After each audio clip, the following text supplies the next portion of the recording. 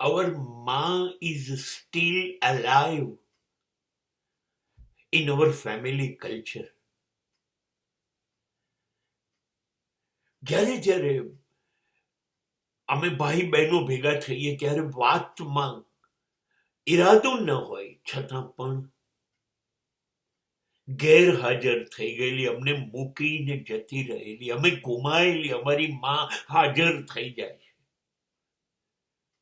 અમારા કુટુંબના સંસ્કારમાં, અમારા કુટુંબની સંસ્કૃતિમાં, અમારા કુટુંબની પરંપરામાં હાજર થઈ જાય છે.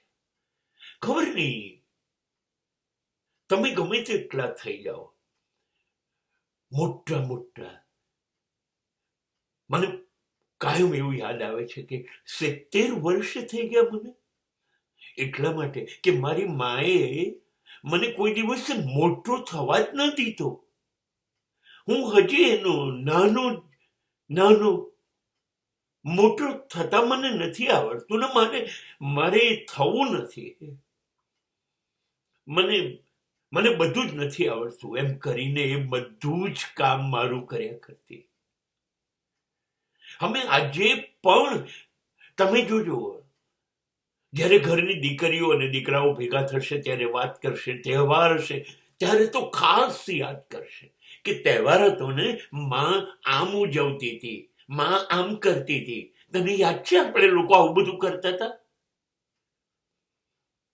ના, માં બનાવે છે એવી રીતે જ આપણે મીઠાઈઓ બનાવીશું.